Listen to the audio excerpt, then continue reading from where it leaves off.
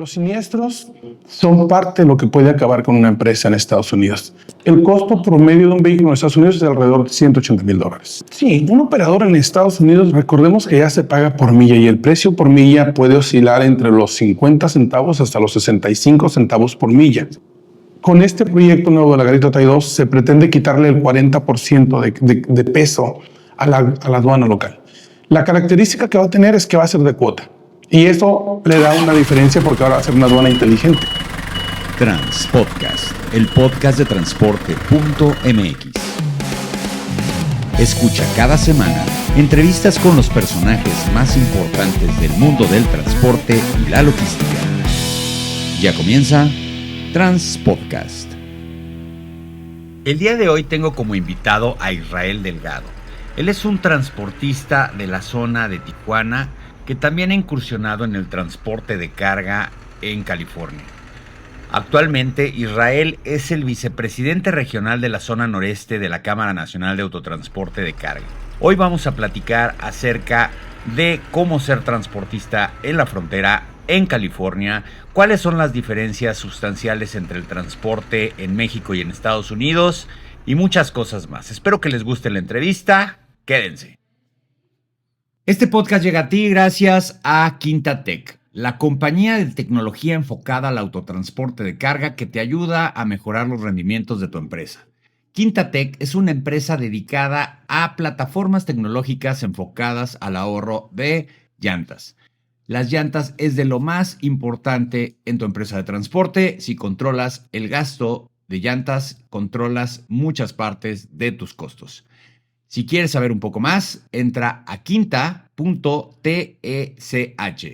quinta.tsh y conoce más acerca de cómo puedes ahorrar en llantas en tu flota de transporte. ¿Qué tal, amigos de Transpodcast, el podcast de transporte.mx? Mi nombre es Clemente Villalpando y como cada semana vamos a tener un podcast, ahora ya también en esta versión en video, sobre temas importantes del mundo del transporte y la logística. Y el día de hoy me encuentro en la ciudad, una de mis ciudades favoritas, una que conozco desde niño y que he aquilantado mucho, Tijuana, Baja California. Tijuana, que es una ciudad, un referente para muchos transportistas, y el día de hoy vamos a tener una entrevista con Israel Delgado. Él es el presidente de la Cámara Nacional de Autotransporte de Carga aquí en Tijuana. Es un transportista que ha crecido mucho, ya lo conozco desde hace algún tiempo que nos vimos en Expo Transporte en Guadalajara, y hoy tengo el gran honor y el placer de poder platicar con Israel. ¿Cómo estás, Israel? Excelente, Clemente, contento de estar aquí contigo en esta mañana. Y bueno, déjame nada más hacer una precisión. Eres vicepresidente regional en la región noroeste. Sí, yo soy pésimo para esos motos. Eres vicepresidente regional de la región noreste. ¿La región noreste qué estados comprende? La región noroeste, que es la que comprende la parte de... Anteriormente era de Sinaloa hacia arriba, pero hoy comprende el estado de Sonora, Baja California Norte y Baja California Sur, de las cuales, pues bueno, se contempla yo que la más dinámica de todas actualmente, pues viene siendo la de Baja California, por tener una aduana tan dinámica aquí con San Diego, que es la aduana número 2 a nivel nacional.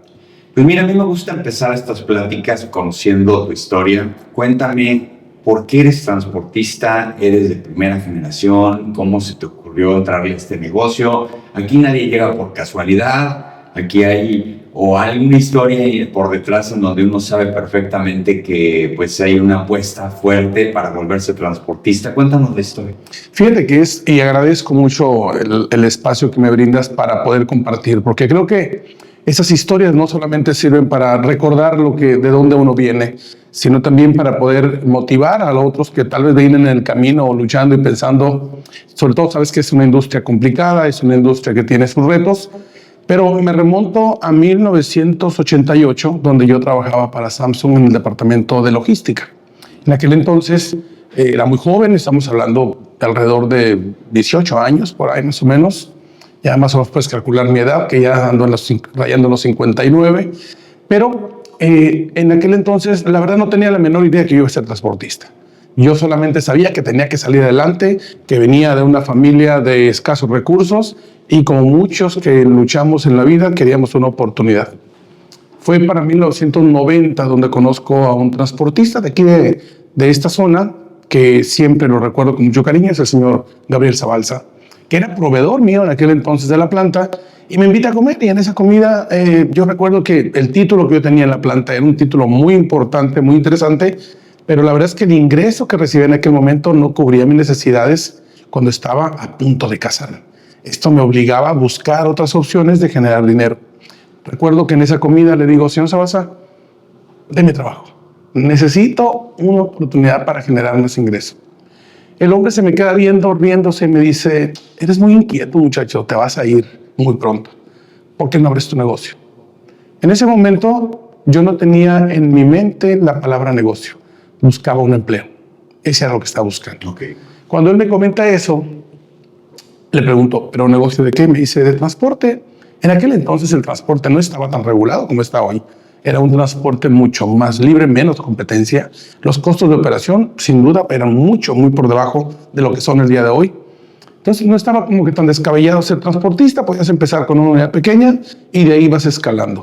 Fue así como este hombre me dejó una idea sembrada en mi mente de poder entrar en el mundo del autotransporte. Yo lidiaba todos los días con cargas, camiones, porque en la posición que estaba, pues era parte del trabajo. Esa noche no pude dormir. Esa noche retumbó en mi mente una idea. Y esa idea era cómo me podía convertir en transportista. Recuerdo claramente que lo comparto en casa en esa noche. Y al día siguiente ya traía la idea sembrada en mi mente. Ahora me faltaba el cómo lo iba a lograr. Y recuerdo que había un hombre que ya en paz descanse se llamaba Urbano Alcalá. Y el hombre nos daba servicios en los patios de la planta. Cuando yo le pregunto, él tenía una camioneta tipo van en la parte de atrás, viejita, 77. Le pregunté cuánto quería por esa camioneta. Y el hombre se me queda viendo y me dice, ¿por qué? ¿Para qué la quieres? Le digo, no tengo una idea. Quiero convertirme en transportista. El hombre me dice, ¿cuánto tienes? Le digo, tengo $100. Me dice, dame 1,500. Y me recuerdo claramente que le digo, ¿me la fía? El hombre se rió y me la fió. Y esa camioneta, bueno, le invertimos alrededor de 3-4 meses en trabajar en ella. La hicimos una unidad de transporte carga para paquetería y mercancía pequeña. Y así fue como empecé a entrar en este maravilloso mundo del transporte. Me enganché. Creo que el transporte de carga es una actividad fascinante que tiene sus complejos, pero por alguna razón nos mantiene atados a esta apasionante actividad. La verdad es que no es nada aburrido. 6 meses después ya estábamos operando de manera regular. Mi primer cliente, tengo que decirlo, fue Samsung Internacional. Claro. Tenía poco que había llegado y es así como... ¿Televisiones? ¿Era cuando estaba el boom de las televisiones? O sea, cualquier tipo de electrodoméstico. No, empezó con las televisiones. Samsung llega a México, aquí en la ciudad de Tijuana, en el año de 1988. Ahí nace la primera planta frente a la Universidad de Baja California, aquí en Tijuana. Y es ahí donde precisamente entro al mundo de la logística. Ya venía de una carrera en Tocabi, empecé muy temprano en esto, una subsidiaria de Sanyo, pero nunca pasó por mi mente que yo iba a incursionar en el transporte de carga. Es hasta ahí donde empiezo a saber lo que era enfrentarme a los trámites aduanales como tal. Nunca me subí a manejar la unidad porque en aquel entonces tenía un amigo de la secundaria que se ofreció a ser mi operador. Y él me motiva a que renunciara a mi trabajo. Creo que uno de los grandes retos que enfrenté en ese momento fue el aceptar o el entender esta transición mental de ser empleado a convertirte en tu propio patrón. Hay un proceso mental muy fuerte que si no estás preparado, normalmente, por eso la mayoría de la gente en el primer intento que fracasa, renuncia y regresa de nuevo otra vez a su origen. Lo que consideramos que puede ser lo más seguro, pero que con el tiempo te demuestra que es lo más inseguro. Así fue como inicié en esa primera etapa.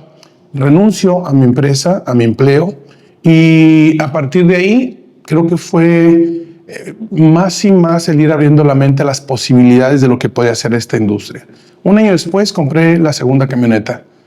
Para el tercer año ya teníamos paquetes pequeños, componentes electrónicos para las televisiones, a veces material de empaque, lo que las empresas normalmente en una frontera como Tijuana requieren día con día, que son partes que son urgentes y que no pueden esperar un embarque completo. Mercancía que viene consolidada y que se requiere enviar para una línea de producción. Por ejemplo, en el caso de Samsung manejaba mucho componente pequeño que venía de Asia y que por alguna razón lo tenían que volar vía inbound hacia Los Ángeles, de Los Ángeles, bajarlo a OTMS en San Diego y luego traerlo a la planta para la producción de la noche. Era mucho producto que venía justo a tiempo. Y ahí es donde el equipo pequeño se convierte clave, porque normalmente estamos acostumbrados a una planeación en equipo grande, pero el equipo pequeño es clave para las emergencias. Hoy en día es muy común para el tema de la paquetería, pero en aquel entonces todavía no entrábamos en el tema así como hoy conocemos el sistema de paquetería. Era simplemente mercancías pequeñas en las bodegas y ahí hay un nicho de mercado. En toda la frontera se utilizan herramientas o unidades pequeñas para este tipo de mercancías. Una tarima, 2 tarimas que son urgentes.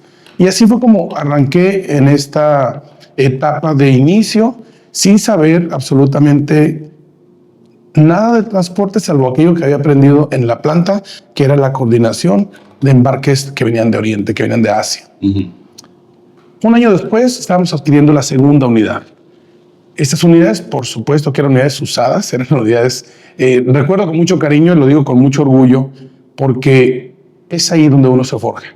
Cuando uno va aprendiendo el esfuerzo del trabajo, el aprender a hacerlo, ser primera generación de crear una empresa que en la familia no era el estándar, normalmente no era que éramos empresarios, es fascinante porque ahí es donde verdaderamente está la escuela del aprendizaje.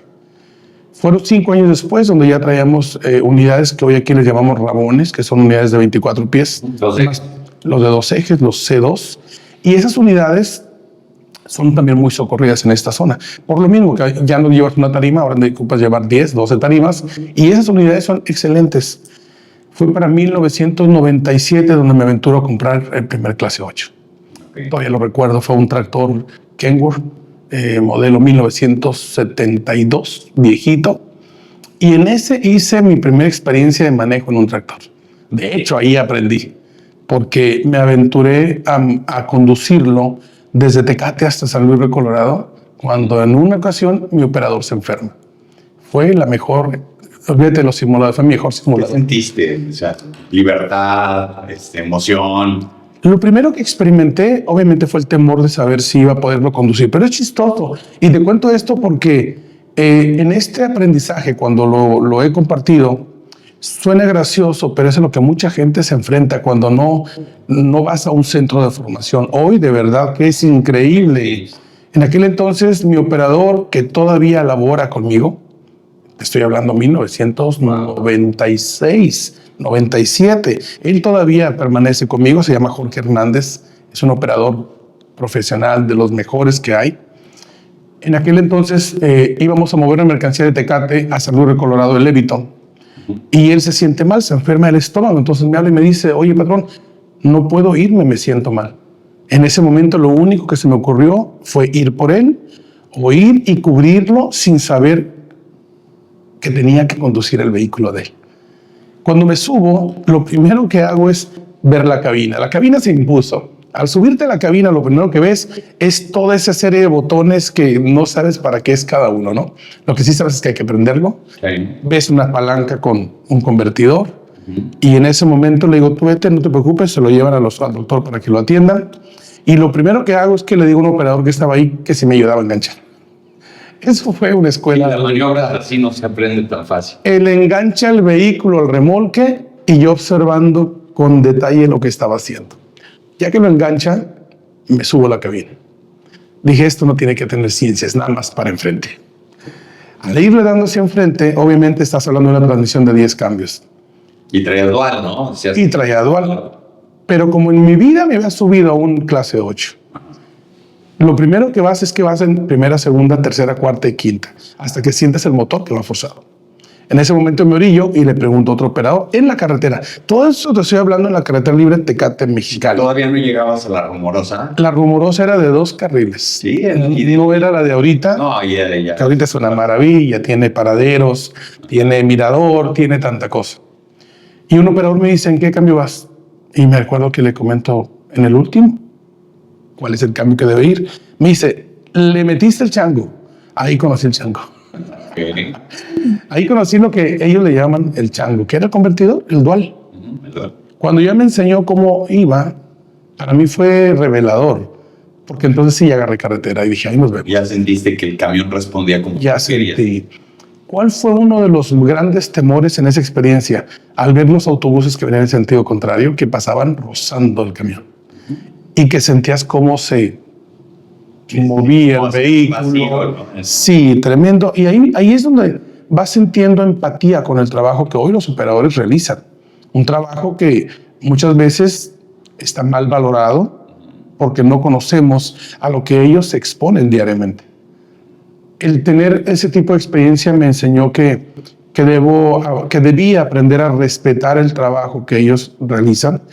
Y pues bueno, de ahí continué hasta La Rumorosa. Mi segunda lección fue aprender a bajar, porque es muy fácil ir en línea recta. Sí, la bajada, freno con motor. Freno con motor. Ahí conocí el freno con motor. Realmente no había una escuela, no había quien te enseñara. Normalmente esta vocación de operadores es de padres a hijos y de hijos a los demás hijos. Sí. Que hoy se ha ido Hay un ayudante, le maneja un tiempo hasta Sí. que dice ya estás en posibilidades de pedir un camión, ¿no? lleva una inducción en el manejo para Exacto. poder ir aprendiendo. Pero en ese caso fue una emergencia y como emergencia tuve que reaccionar. Cuando yo voy bajando La Rumorosa, un operador que venía subiendo me hace señales y me dice las llantas de atrás. Cuando yo vuelto por el espejo, voy viendo humo, entonces me espanté. Recuerdo esa experiencia porque mi expresión fue de miedo y de susto. Y el operador me grita y me dice, ¿con qué vas frenando? Esa pregunta a mí me retumbó porque dije, ¿con qué? El freno. Con el pedal. Te digo, estás quemando los frenos. Y me dice, pusiste el freno de mano, el freno de motor, estás usando el palancón. Todo eso fue una lección express Es un día. en un día de aprender todas esas cosas. Después de esa marcha bajé La Rumorosa y ya me fui derechito hasta San Luis. El regreso fue muy cómodo porque ya venía vacío, ya venía sin presión, venía más relajado. Pero esa experiencia creo que fue algo que me enganchó más a los camiones. A partir de ahí empezamos a comprar ya unidades de 2 ejes para correr hacia el norte de California. En esta región del país es más, 80% es exportación. Que es un grave problema. Sí, Para los transportistas que venimos con mercancía a Tijuana, es un desajuste muy fuerte empatar las idas y las venidas. Yo no llamo regresos, no me gusta porque pues, un viaje de aquí a allá es lo mismo que de aquí para allá. es correcto, cuesta lo mismo. Y la vocación que tiene Tijuana de maquiladoras que usan transporte para la exportación, y lo voy a decir de esta manera, Tijuana es una ciudad muy grande y demanda muchos productos. Por ende, hay mucho transporte que llega con mercancías. Sí. Pero Tijuana no produce para el resto de México, produce para los Estados Unidos. Entonces, de cada 2 camiones que llegan cargados, nada más se necesita que uno regrese casi cargado de regreso. Y es un grave problema para los que tenemos rutas largas. Y no se diga para el tema de la tarifa, porque en la tarifa se representa que no hay tanta demanda y oferta. Pero la mayoría de los transportistas de la zona fronteriza tienen esa vocación, ¿no? Ir hacia Estados Unidos, tener los famosos transfers burreros que llegan hacia Estados Unidos. Sí, sin duda, la producción de la industria local. Dices que un 80%, ¿no? 80% es fabricación de exportación. Puedes tener producto perecedero que viene del Valle de San Quintín, que exporta por aquí, por la aduana de Tijuana-San Diego, y es por eso que a esta región se le conoce como la Calibaja. La Calibaja es un bloque económico del lado americano con México y está íntimamente relacionado, es decir, no se puede entender una sin la otra. Por eso es que la manufactura de esta parte de México abastece la zona noroeste de Estados Unidos, lo que le llaman la costa oeste. Toda esta parte del norte de California y parte del centro de Estados Unidos. Y pues bueno, es la puerta de entrada más grande de esta región. Es la segunda frontera en el número de operaciones a nivel nacional. Recordemos que la primera es Nuevo Laredo, con este volumen increíble que tiene de movimientos. Y pues bueno, aquí tenemos una operación en tiempos normales de alrededor de 7.500 a 8.000 operaciones diarias. No, yo te lo comentaba hace ratito que estábamos desayunando. Por ejemplo, los transportistas del Bajío siempre vimos que la primera oportunidad de negocio no estaba, bueno, siempre estaba en México. La Ciudad de México siempre ha demandado mucho transporte, pero la segunda opción era venir a Tijuana. Yo te comentaba, por ejemplo, el caso de que no sabías que Transportes Castores de Baja California, su razón social decía de Baja California, aunque era de León. Transportes México-Ensenada, Express México-Ensenada, no es ni de México ni de Ensenada, son de León. O sea, mucho transportista del Bajío veía la zona de Tijuana como la opción para pues, crecer sus negocios. Tú llevas muchos años trabajando esta plaza de alguna u otra manera, que ha tenido pues, un auge económico importante. Hoy lo vemos, una ciudad con mucha capacidad, pero también le duelen muchas cosas al transporte de Tijuana. Tú que estás aquí, ¿cuáles tú consideras, y más ahora con tu responsabilidad en Canacar, que tienes que andar viajando como vicepresidente regional, tanto a estos estados como a otras partes del país, que pues intercambies un poco de información?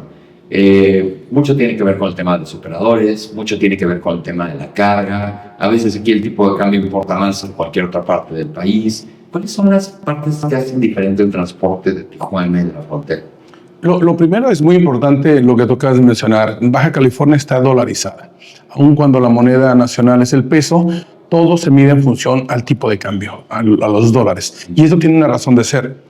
Los clientes que nos contratan, en su mayoría son clientes de Estados Unidos. Los pagos los realizan en dólares y esto, pues bueno, nos permite que presupuestemos o hagamos los presupuestos en la misma moneda. Sin embargo, yo creo que dentro de los grandes retos que tenemos aquí es el tema de infraestructura. Tú lo acabas de mencionar muy bien. Tijuana es una ciudad que está creciendo, es una ciudad que está llegando mucha inversión, aunque estamos recabando únicamente cerca del 2% del nearshoring que ha llegado a México. Ha habido una reinversión de la industria local y eso ha permitido que el volumen de carga también se traduzca en ello. Sin embargo, no así a la misma velocidad la infraestructura. Hoy vemos que uno de los problemas de Tijuana más grandes es la movilidad. La movilidad que se tiene aquí, por el número de visitantes que hay diariamente, por la falta de carreteras que se requieren y que hoy el gobierno del estado está invirtiéndole al estado para poder darle esa movilidad. Hay mucho que se requiere en temas de infraestructura y esta conexión del puerto de Ensenada que también se ha vuelto interesante porque mucho contenedor. Ensenada ha crecido y abastece de contenedores a Mexicali, a Juárez, en gran parte de Tijuana y el área de Rosarito. Entonces eso obliga a que se siga trabajando en esta infraestructura para llegar al puerto de salida que es San Diego. La movilidad es uno de los grandes retos que tiene Tijuana. Y sin duda estamos hablando que somos vecinos de uno de los estados más exigentes de Estados Unidos, Claro. California. California pone retos bastante interesantes. Es diferente el tema tejano. Platicábamos hasta en un momento y pues de una vez lo abordamos. California es un estado que sus normatividades, sus regulaciones proambientales le han generado cierta fecha límite para tener flotas eléctricas, para descarbonizar, para tener ciertos motores. Y tú das el brinco aquí a Tijuana y pues te das cuenta de que hay de todo, ¿no? O sea, quiero tratar dos temas. El primero es, ¿qué platican aquí los transportistas de Tijuana si el día de mañana California se le vuelve a botar el caico y dice que a partir del 2026 nada más dejaría entrar flotas eléctricas? ¿En qué problemas se vería, por ejemplo, el transporte transfronterizo? Porque pues, los transfers tienen que cruzar la frontera y tendrían que ser camiones eléctricos y pues, sabemos que la oferta en México no camina. Sí, siempre hemos dicho que el transporte y la industria en general entendemos de esta urgencia de transicionar y descarbonizar el planeta. Sin embargo, en el modelo se puede apreciar que es viable, pero al llevarlo a la práctica nos damos cuenta de los grandes retos que existen. No solo en el monto o en el número de manufactura de los vehículos que se requieren, sino en la infraestructura que se requiere para mantener esta red. California vota una ley, pero una ley que está motivada más por el lado de los ambientalistas y por parte de aquellos activistas que hablan que son pro vida, y lo cual está bien, creo que es parte de lo que en cualquier país del mundo se tiene que cuidar, el salvar vidas. Sin embargo, California se fue al extremo. Recordemos que la agenda que se acordó en un acuerdo en París fue para el 2045. La Agenda 2030 iniciaba en el 2030 y terminaba en el 2045. California adelanta 10 años el calendario y ahí es donde está el problema. Porque a 10 años de distancia firma un calendario donde dice que a partir del 2025 deberíamos empezar a transicionar con las unidades pequeñas, es decir, aquellas que son 26,000 libras o menos. Luego entonces para el 2027, clase 8 con los vehículos que no tienen camarote y el 2030 con todos los demás. Y así, eventualmente 10% año con año, hasta llegar al 2035. El plan de California es bastante agresivo porque establece que para el 2035 ya no se vendan más vehículos de combustión interna, ni de pasajeros, ni particulares, ni de carga. Y eso incluye también el campo, incluye los barcos, incluye todo lo que se mueve con diésel o gasolina. Sin embargo, cuando entramos en el tema económico y nos damos cuenta del verdadero impacto que esto va a traer, posiblemente vemos aquí las distancias abismales entre un sistema financiero como el de California, con condiciones de incentivos fiscales, con apoyos económicos para esa transición, cosas que en México no los podemos tener. En México no vemos que tengamos incentivos financieros como los que ofrece California. No tenemos un programa de chatarrización. No hay un programa de chatarrización, por lo tanto, pensar en que pudiéramos hoy, y nosotros celebramos que la presidenta de México, Claudia Sheinbaum, se haya expresado a favor de electrificar el país, de poder hacer un cambio. Sí, es una mujer que fue secretaria del Medio Ambiente de la Ciudad de México. Era una de las grandes, no dudas, sino una de las grandes certezas que se tenían en el mundo del motor, que iba a cambiar mucho la política. Sí. Sin embargo, creo que hay mucho que hacer en el tema de la infraestructura y de los esquemas de financiamiento. Oye, pero hay un tema interesante que no quiero dejar a un lado, y además sabes del tema. La misma Asociación Nacional de Productores de Camiones, Autobuses y Tractocamiones, la ANPAR, pues ha puesto el grito en el cielo con el tema de las importaciones de camiones usados de Estados Unidos. ¿Qué tan cierto es que recibimos muchos camiones seminuevos usados de los Estados Unidos? La frontera serán más. Luego ves Peterbilt, y eso no lo ves en el resto del país. Pero en ese sentido, ¿tú cómo ves esto? Por ejemplo, un distribuidor o un vendedor de camiones en la frontera, o hasta un distribuidor de autos o de camionetas, ¿está en desventaja con el resto del país? No, pues está en la frontera. Sí, sin duda. Aquí hay un tema muy importante porque hay que considerar, Clemente, que el tema de los camiones usados tiene que ver con el valor de adquisición. El mercado de Estados Unidos que desecha los camiones chatarra que entran a México, aunque aún vienen todavía con millajes razonables, pero que no cumplen con las especificaciones para las carreteras de México. Los puedes ver mucho frontera por distancias cortas. Sin embargo, sí compite o deja en desventaja a los vehículos de segunda mano en México. Esto sin duda tiene que ver con el valor adquisitivo que tiene la industria de México a la hora de revender el vehículo de segunda mano. Al margen también de las condiciones de carretera. Recordemos que Estados Unidos en gran mayoría son carreteras planas y en México tenemos primero el tema del peso.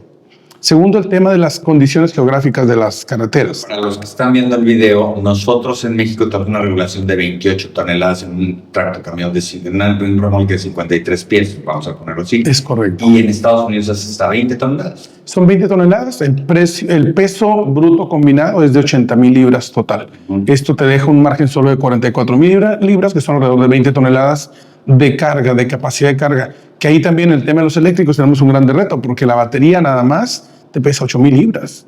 Y eso te lo resta del peso legal permitido contra el peso de capacidad de carga. Sí, ahí va junto con pegado, tu peso. Seguro. Con todo.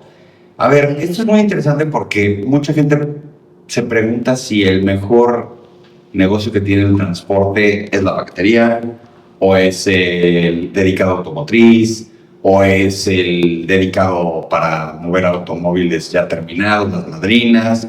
Y mucha gente te dice, no, el mejor business es tener una empresa en la frontera que vaya hacia California. Pero yo les digo a muchos transportistas, aguas, porque hay dos cosas muy importantes. Las regulaciones no son laxas.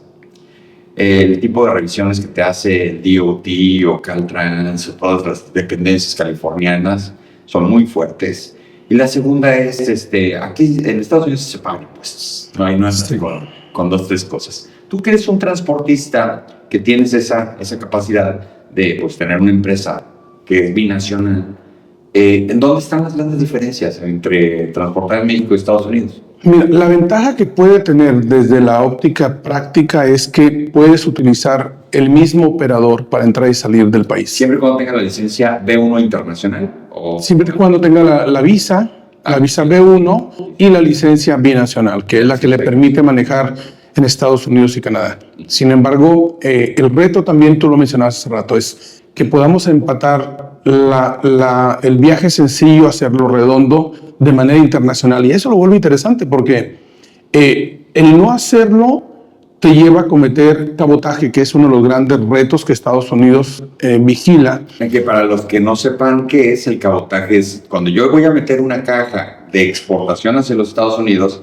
esa caja no puede cargarla un transportista en Estados Unidos para hacer un viaje adentro. Doméstico. Si es para regresarla por una importación, sí puede. O sea, las cajas o los remolques mexicanos no pueden cargar de un punto de Estados Unidos, y el punto de Estados Unidos es penalísimo, y también es el caso de los mexicanos, ¿no? Claro, y el operador corre el riesgo incluso hasta de perder su visa. Sí. Porque las reglas del juego así están establecidas en el TEMEC, es que el operador viaje de punto de salida de un país a otro y regrese cargado o vacío a su país de origen. Así es como tiene que establecerse. Y yo creo que dentro de las grandes diferencias que hay, bueno, la infraestructura sin duda es algo que viajar en California, tú puedes freeways de 4 carriles, carreteras de primer nivel. Platicamos en la cámara y en otros lados. Ahí está. Llegas a un truck stop, que así se les denominan, y es un truck stop que tiene lugares para que pueda comer, dormir, bañarse, cambiar su cheque, hacer todo lo que puede hacer de manera segura, descansar. Creo que ese es uno de los puntos que deberíamos de poder lograr que se lleve a cabo en México. Estaciones de combustible, pero que a la vez le permite al operador dormir y descansar durante su tiempo y su reposo. Pero también recuerda que el operador está sujeto al libro electrónico y de manera electrónica sí es monitoreado. Mientras que el vehículo esté prendido, está mandando una señal a través del GPS directo al Departamento de Transporte, que puede ser auditable en cualquier momento y que el operador por ley tiene que cumplir con esos descansos obligados. Y en el caso de no hacerlo, las sanciones son tremendas. Otra de las grandes diferencias que podemos ver es el costo de los seguros. En Estados Unidos, uno de los grandes riesgos son los accidentes. Sí. Y un accidente puede acabar con tu negocio. Un accidente te sube la prima de la aseguranza a tal grado que llega a ser insostenible o incosteable el poder renovar una póliza. Los accidentes cuestan, allá estamos hablando de millones de dólares. Por lo tanto, es muy común que en climas extremos que un operador venga de México y pueda transitar, por darte un ejemplo, Tijuana, Texas o Tijuana, Chicago, cuando hay nevadas o vientos, y le toca la mala suerte o la mala fortuna de un accidente, la aseguranza es tal que las demandas pueden ser de 5, 6, 10 millones de dólares. Por eso muchos nos protegemos con una póliza básica que puede ser hasta $1 millón y una cobertura de 5 millones adicionales para en caso de...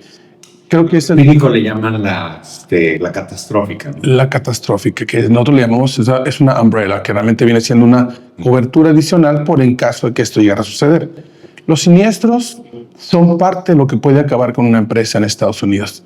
Los costos de operación, como lo dijimos al principio, están dolarizados. Es decir, todo es en función al costo de los insumos que importamos, incluyendo el diésel. Aun cuando podemos consumir diésel en México, pues el hecho de transitar de Tijuana a Los Ángeles o más hacia el norte te obliga a rellenar combustible a precio de California. Y California es uno de los estados con el mayor costo en venta de combustible. Sí, porque el combustible muchas veces, si lo monitoreamos, es más caro en Estados Unidos. Sí. ¿Cómo gana el operador en Estados Unidos? Igual que en México se le paga por viaje. Ajá. Y hay tarifarios que se pueden establecer dependiendo de cada empresa de origen-destino. Igual puede ser un operador que se le pague una comisión desde Tijuana a Los Ángeles, por darte una idea, y se le paga otra comisión de Los Ángeles hacia Tijuana. Okay. Es punto destino y normalmente está tabulado por la cantidad de millas que recorre. Sí, porque pasa muchas veces que el operador mexicano, y más porque sí existe una demanda de empresas estadounidenses de operadores mexicanos que les pueden dar sin ningún problema las visas y las licencias, tienen esa percepción de que pues radicalmente van a ganar más en ese sentido. Tú, si te atreves a decir así como una cifra, digo, es complicado, pero sí un operador que está trabajando hoy en México, que de la noche a la mañana consigue trabajo en Estados Unidos, pues, como poder adquisitivo, mejora su poder adquisitivo. Sí, un operador en Estados Unidos, recordemos que ya se paga por milla y el precio por milla puede oscilar entre los 50 centavos hasta los 65 centavos por milla. Eso hace que entre más millas recorra, pues va sumándole a la suma de su viaje, al monto de su comisión. Sin embargo, este es un tema muy complejo cuando hablamos de operadores que se van a Estados Unidos a trabajar con visas B1 y que de manera ilegal están operando para empresas, porque el riesgo que corren posiblemente puedan recibir mayor ingreso, arriesgándose, abandonando la familia, pero también exponiéndose a perder la visa. Y esto, muchas empresas, recordemos que Estados Unidos tiene un déficit al igual que México. México tiene una escasez de alrededor de 56,000 vacantes, mientras que Estados Unidos trae alrededor de 70,000 vacantes. Pero es un país 3 veces más grande económicamente. Es un país mucho más grande y yo creo que eventualmente hoy con las políticas que estamos viendo del recién presidente Trump, de poder ir con el tema de la migración, esto pueda ir también reduciendo esa brecha, de que mucho operador en México pueda sacar su visa, se va para Estados Unidos y abandona la parte de México y es válido buscando ganar más. Digo, nada más para la gente que nos está viendo, decirles que la visa B1, B2 es para hombres de negocios. Es decir, si puedes pasar a los Estados Unidos a visitar a un cliente, a hacer una transacción, a vender, pero no quedarte a trabajar. Es correcto. Y lo que hacen muchos operadores es que cuando tienen este tipo de visas se cruzan y no tienen una visa de trabajo y operan unidades de transporte. Sí, y ese es un tema que aquí, sobre todo en la frontera, se discute mucho porque es muy tentador el hecho de irse a trabajar de manera ilegal a Estados Unidos con este riesgo del que hablamos. Recordemos que ya los operadores pasan por básculas y hoy en día las básculas de inspección checan no solamente el peso, sino la regulación que cumples con todo ello. Y hoy hay módulos de ICE también, que es la agencia de gobierno que se dedica a la vigilancia del tema migratorio y del tema delincuencial. Y es muy fácil hoy que puedan detectar que un operador está trabajando de manera irregular. Esto lo hacen con la visa B1 y hay visas que son ideales para ese tipo de actividades. La visa E1, E2, que son visas diseñadas para irse bajo programas como el programa Bracero, por ejemplo. Claro. El programa del campo, que es una de las grandes áreas donde se requiere mano de obra calificada y que abren ese tipo de programas temporales para ir, trabajar y regresar.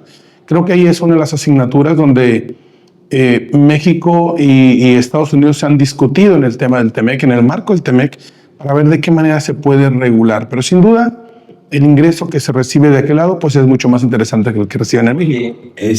Ahora sí que abogando al tema de la Cámara, yo creo que si hay un sindicato representativo en los Estados Unidos de cualquier tipo son los famosos Teamsters. Sin duda. Los Teamsters, bueno, la historia, y lo van a encontrar en el canal, ahí está, explicamos quién fue Jimmy Hoffa y de dónde nacen los Teamsters. Los Teamsters es este sindicato que predominantemente son camioneros. Y es interesante porque tienen un peso político importante, se manifiestan a veces en contra del transporte mexicano.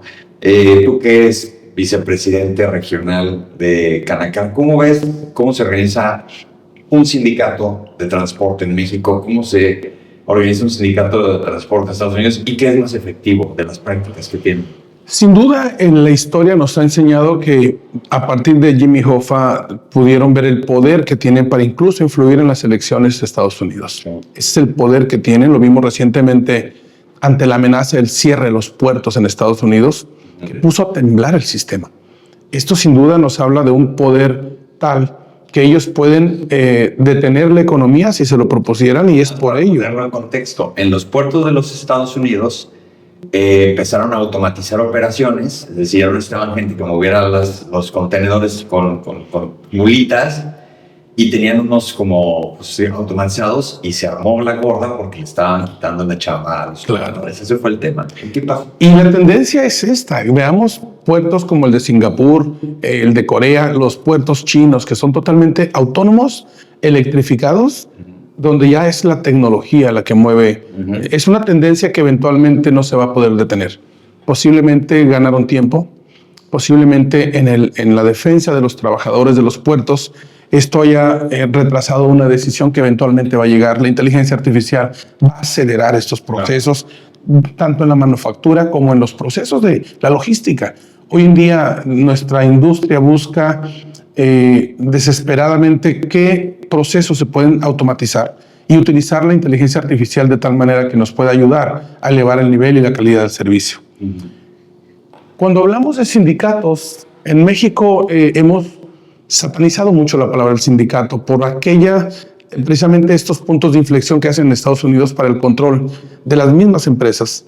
En México, creo yo que es un tema que está también sobre el tratado y que se ha venido discutiendo en las reformas laborales que hoy vemos las que se han estado implementando, y que el sindicalismo se ha abierto de manera discrecional en las reformas para que se haga de manera correcta lo que un sindicato como tal tendría que hacer.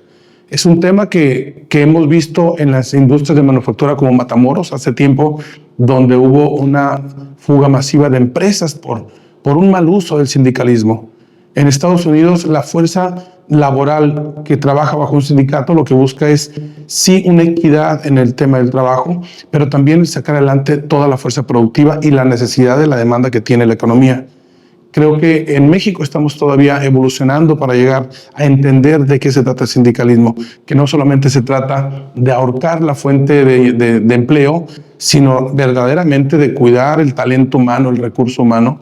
Y ahí, bueno, estaremos aprendiendo. Yo creo que llevamos ya algunos años con el tratado y se tendrá que profundizar más en los temas sindicales. Cada representante de Canacar tiene su propio sello. Es difícil que, como bien lo hemos platicado ya anteriormente, es un puesto honorario, entonces porque tienes ganas de ayudar al sector, al gremio. Cada vicepresidente tiene pues su estilo, su ímpetu. Yo he visto que tú eres una persona muy activa en el tema de la comunicación y en cómo estructuras la cámara aquí en la zona de Tijuana, que pues, es la plaza más fuerte de toda la región que te toca. ¿Qué haces tú? No me digas en otros lados, no nos interesa. ¿Pero qué haces tú aquí en Tijuana para los transportistas locales? O sea, ¿cuál es si un transportista el día de hoy llega con una inversión, compra camiones, se afilia a Canacar, ¿qué obtiene por parte de tu oficina? Mira, mi función como vicepresidente es respaldar y coadyuvar con los delegados de cada una de las distintas delegaciones que tenemos. En esta región tenemos una delegación en Hermosillo, Mexicali, una en Tijuana, que abarca también la zona de Rosarito y Tecate, una en Ensenada y la otra en La Paz. ¿Qué hacemos aquí? Aquí tengo la fortuna de coincidir con el delegado de Tijuana, que es Alfonso Millán, en poder compartir el espacio que es Tijuana, y en conjunto lo que hacemos es que cualquier transportista, indistintamente del tamaño que tenga, es bienvenido en cámara. ¿Qué es lo que hacemos por ellos? Lo primero es darle un lugar donde se identifique con otros colegas que sufren las mismas condiciones que él. Es decir, el transporte, lo platicábamos previamente, no hay una escuela como tal. Canacar ha creado el distintivo Canacar, ha creado distintos programas para impulsar el desarrollo de los transportistas, traerlos a la formalidad, pero también ayudarles a que se vayan consolidando como empresarios. Creo que la parte más importante que podemos hacer con el agremiado es el llevarlo en esa ruta, acompañarlo en ese camino para que enfrenten los retos. Hay retos importantes en el país. No podemos hablar de esta región en el tema de la inseguridad como otros puntos, pero sí podemos hablar en poder sobrevivir en temas de competencia, en temas de cumplimiento, que hoy en día el cumplimiento se vuelve clave y que muchas veces el transportista que va iniciando posiblemente no tenga los conocimientos administrativos o los conocimientos fiscales para poder desarrollarse y evitarse dolores de cabeza. El no cumplir o el omitir los cumplimientos eventualmente traerá problemas a veces graves, a veces ligeros, para no solamente el crecimiento, sino el sostenimiento del negocio. Un camión, en nuestra industria, cada camión es una unidad de negocio. y poder ayudar al transportista a que entienda plenamente, no solamente que es un camión y un operador, sino todo el entorno que conlleva ser transportista, que no es nada fácil. Es tener una máquina trabajando todo el tiempo. Todo el tiempo. Y si aquí en esta parte del país le agregas que hay que cumplir con doble regulación, la de México y la de Estados Unidos, cumplir con una serie de requisitos de 2 aduanas diferentes, con 2 sistemas totalmente distintos, eso lo vuelve todo un reto. Pues claro, porque a diferencia de un transportista que hace cabotaje en México, pues nunca te van a preocupar las cosas que pasan en aduana. Entonces, supongo que tú, casi toda tu chamba, así preocupante, es cómo se mueve la aduana. Sí, ¿Cómo funciona este cruce? esta plaza en particular depende totalmente del movimiento de la aduana. Creo que si hay algo que le interesa al transportista local de aquí es el que los camiones fluyan, porque uno de los retos que podemos ver en los cruces fronterizos son los tiempos de cruce. ¿Cuánto hace? Hoy día, en 2024, pudimos ver en esta aduana de Tijuana un promedio de 1 hora y media a 2 horas. Pero anteriormente, años anteriores, los tiempos de espera eran de 5, 6, 7 y hasta 8 horas. Y se espera que con la creación del puente Otay 2, obviamente esto mejor. Pero ¿qué les dicen ustedes como transportistas, las autoridades, con esto de la nueva aduana? El nuevo puente POE, es Port of Entry. Sí, es un proyecto que ha impulsado mucho el gobierno del estado con el expresidente en el gobierno federal y con SANDAC en San Diego, con el gobierno de California. ¿Cuál es el objetivo que se tiene? Bueno, primero es desfogar un poco la presión que tiene la aduana actualmente. Esta aduana que está ubicada en la Mesa de Otay creció hace más de 20 años, o nació hace más de 20 años, con una operación bastante pequeña. Al día de hoy, este volumen de carga que hoy se genera ha rebasado esta capacidad. Y con este proyecto nuevo de la Garita Otay 2 se pretende quitarle el 40% de peso a la aduana local. La característica que va a tener es que va a ser de cuota. Y eso le da una diferencia porque ahora va a ser una aduana inteligente. De hecho, se espera que sea puedes la exigir aduana. Lo que pagas. Sí, claro. Algo, pero puedes exigir. Y algo que se están comprometiendo, que todavía no está definido, uno es el monto. ¿Cuánto va a costar para cruzar la frontera? Si te dicen que va a haber un cobro de $5 por cruce, porque ellos hicieron cálculos sobre 86,000 cruces diarios de personas, 85,000 personas que cruzan la frontera diariamente. Ahorita, bajo las políticas del presidente Trump, posiblemente se vaya un poco a la baja, pero 4,000 exportaciones por día y 4,000 importaciones. Al quitarle ese 40%, desfogaría en gran medida lo que actualmente tarda 2 horas. Ellos prometen que el tiempo comercial de cruce no excedería los 40 minutos, lo cual el dinero que se pudiera pagar pues se repercute en mayor productividad. Y esto sería uno de los grandes beneficios. Yo no te había contado, pero yo hice mi tesis de universidad de licenciatura, se llamaba El desarrollo del transporte en el Tratado de Libre Comercio de América del Norte, en el caso específico de la frontera México, la frontera Tijuana-San Diego. Y en ese entonces, en el año 2000, yo también ya estoy evidenciando mi edad, se hablaba de estas aduanas inteligentes y han pasado 25 años para poder obtener por lo menos un punto más de entrada en una frontera que crece en gente, que crece en exportaciones, en importaciones, pero me parece que 25 años, digo, caray, 4 cada 100 años es muy poco, ¿no? Ir abriendo este tipo de flujo que al final de cuentas urge. Ahora estoy viendo que la infraestructura que están armando local o interna, al parecer es fuerte. Te decía yo el día de ayer que venía de Mexicali ya por las 7 de la noche, que aquí ya a las 7 ya es muy noche porque está muy oscuro, y yo veía esta estructura que están haciendo al lado derecho, que pues sí le va a desfogar de alguna manera. Pero por otro lado, en contraste, veía la salida de la zona industrial hacia Tecate realmente atascada. Sí, el problema de la movilidad, y particularmente en esa ruta que mencionas, tiene que ver con la terminación de las columnas que están levantando para concluir este proyecto. Este proyecto debe haber concluido desde el año pasado. Sin embargo, va en una fase de retraso y tiene que ver con algunos cálculos que hicieron en cuanto al tiempo de haber terminado. De hecho, Estados Unidos lleva un desfase de 2 años y fracción. Ellos debieron haber terminado el año pasado también y están empezando la obra a finales del 2025. Esto nos va a llevar a que esta aduana esté habilitada para uso a partir del 2028. Estamos en 2025.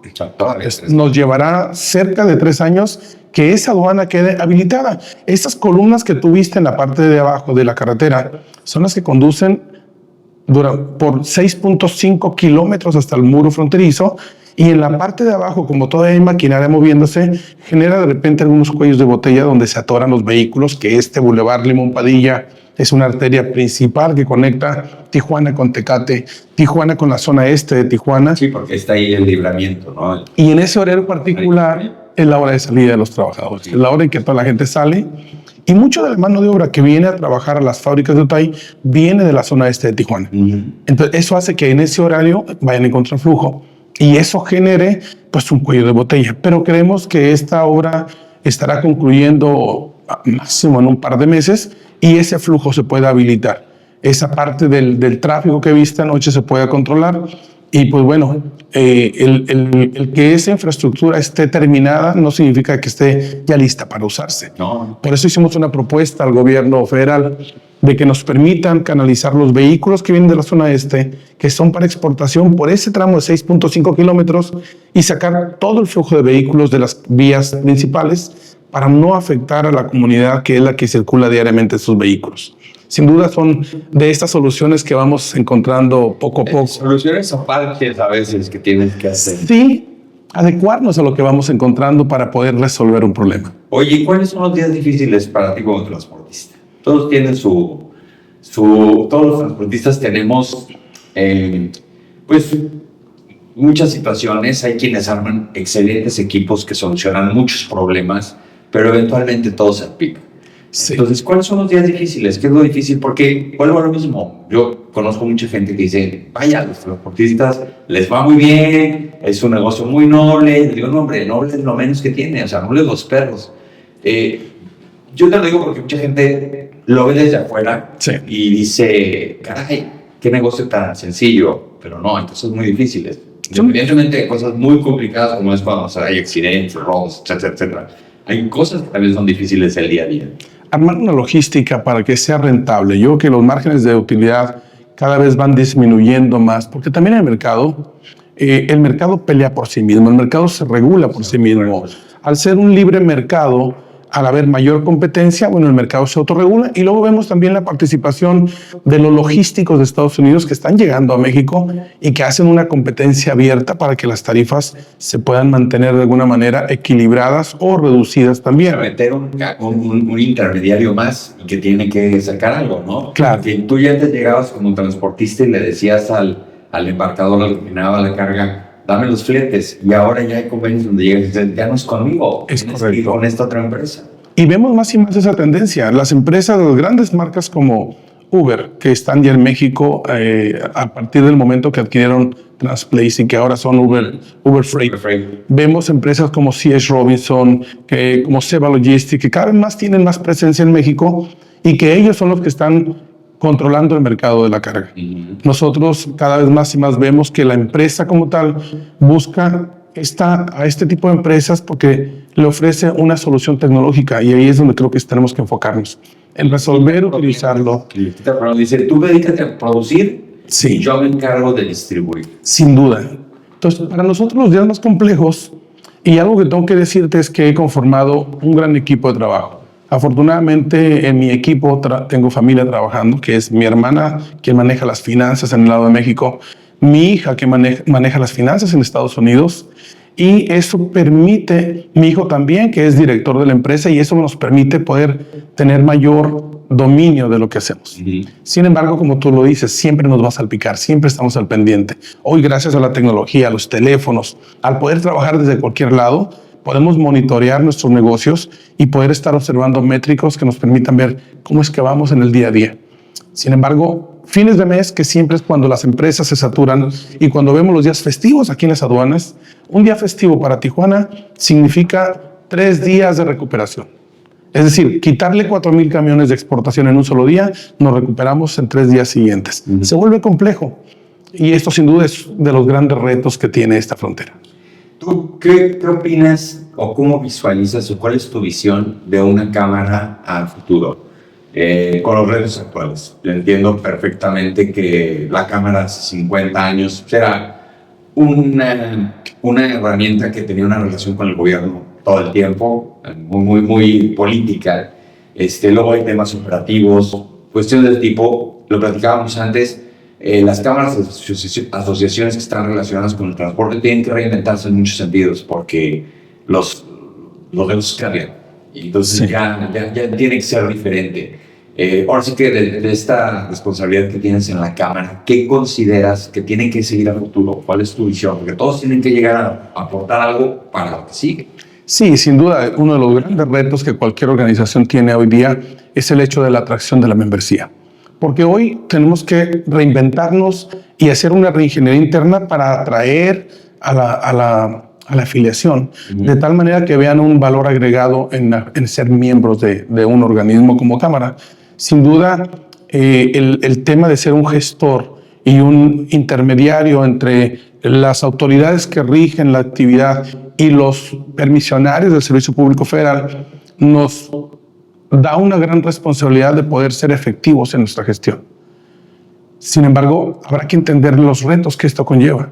El poder gestionar con gobierno no siempre necesariamente es de manera positiva. A veces podemos ver que el gobierno puede tener o la autoridad tiene una intención, mientras que el gremio tiene una urgencia. Por darte un ejemplo, la seguridad. Hoy vemos precisamente el tema de la propuesta de la Guardia Nacional en el balizado de las unidades, que es un tema recién publicado. Sin embargo, para nosotros el poder cumplir con esa regulación de balizar las unidades nos lleva a entender si realmente va a ser efectivo. Dos, si tenemos unidades que no puedo, una plataforma, por ejemplo, una plana, ¿qué vamos a hacerlo? El enlonado que también decía. El enlonado que tiene. Ese tipo de cosas tienen una buena intención.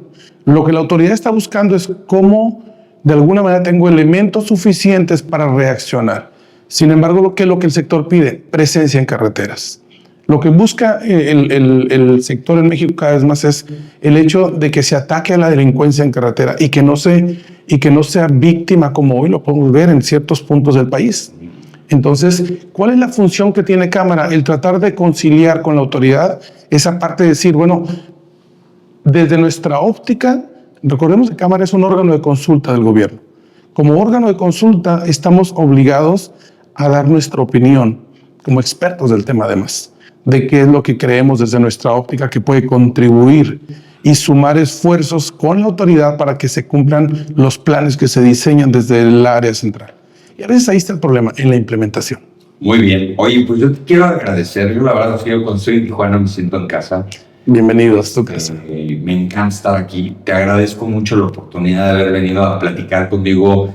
Y la verdad es que te lo dije desde que llegaste, eres de las personas más activas en la Cámara. Todos los días que estamos revisando notas, vemos que estás en contacto con los medios, estás tratando temas con las autoridades. Y yo creo que eso es lo que tiene que hacer un vicepresidente regional. Tiene que marcar la agenda, tiene que estar platicando, apoyando al presidente nacional y más que nada a los transportistas, porque como bien lo dijiste hace tiempo, pero no lo dijiste ahorita, no hay transportistas chicos ni medianos ni grandes. No hay transporte. Y creo que la fuerza más grande está en este gran volumen de hombres camión que están en las carreteras. La estadística no miente, más del 80% son pequeños. Y creo que esta parte de la vicepresidencia y los delegados y algo que hace mucho los presidentes de Cámara es la comunicación con la gente. La conexión que podamos tener, porque hay que retroalimentar y recibir información de nuestros afiliados. Por eso creo que Cámara es un órgano que está abierto, que muchas veces la falta de conocimiento del transportista lo puede llevar a pelear una batalla solo cuando hay muchas herramientas en Cámara que se pueden utilizar. Necesita todo este país que es un transporte eficaz, seguro, moderno. Correcto. En fin, nadie percibiría a un país si no tuviera eso. O sea, ni el país más avanzado del mundo ha podido prescindir del transportista. Y es por eso que el presidente nacional ha impulsado mucho el tema de la modernización de la flota. Creo que ese es uno de los grandes temas que si hablamos de temas ambientales, la modernización de la flota nos tiene que llevar a eso. Bueno, pero a ver, te pregunto, relación tete a tete, si un camión cuesta promedio 3.8 millones de pesos en México nuevo, ¿cuánto cuesta un nuevo en Estados Unidos? Más o menos. El costo promedio de un vehículo en Estados Unidos es de alrededor de $180,000. Ok. Más o menos. Los precios No hay gran diferencia. No hay gran diferencia. Lo que sí hay diferencia es en el sistema de financiamiento. Las tasas de financiamiento son totalmente distintas. Mientras que en México andamos en una tasa del 11 al 14, allá traemos tasas del 5 al 7 máximo. Entonces, ese creo que ahí es donde radica la diferencia en la adquisición del vehículo, que es uno de los grandes puntos donde tenemos que encontrar esta fórmula para que el financiamiento sea accesible y sea adecuado para que el hombre camión o el transportista pequeño pueda transicionar a estos vehículos. Oye, ya por último, ¿dónde pagan mejor? Y no me refiero al monto, sino a los tiempos de pago. México tiene un tiempo promedio de 15 a 20 días de pago. Estados Unidos, su estándar es de 30 y se ha extendido últimamente a 45 y hasta 60. Tarda mucho porque ya es seguro. No se te pelan. Lo que pasa es que utilizan mucho el modelo del factoraje. Okay. Y el modelo del factoraje lo que hace es que te adelanta el monto cobrado menos un porcentaje que te descuenta, a menos que tengas capacidad de absorción a esperar estos tiempos de 30, 45 y 60 días. Perfecto. Si alguno de los transportistas que te están viendo en este momento te quieren contactar para preguntarte algo, para hacerte alguna consulta, para incorporarse a la cámara, ¿dónde te encuentran? Para incorporarse a cámara tenemos delegaciones, como lo mencioné, en Hermosillo, en Mexicali, Tijuana, Ensenada y La Paz. Pero en redes sociales me pueden encontrar, ahí están en X, me encuentran como Israel Delgado, estoy en Facebook también, en Instagram y en LinkedIn, cualquiera me puede mandar un mensajito, respondo todos los mensajes, me escribe mucha gente de muchas partes. Me consta. Y trato siempre de que esa debe ser la apertura de cámara, siempre a guiar y asesorar a cualquiera que se acerque a nosotros y con mucho gusto lo hacemos. Perfecto. Pues muchas gracias. Al contrario. Por estar aquí en Transpodcast. Muchas gracias. Gracias a todos ustedes. Ya saben, la mejor y la mayor información del mundo del transporte y la logística la van a encontrar en un solo lugar. Transporte.mx. Saludos.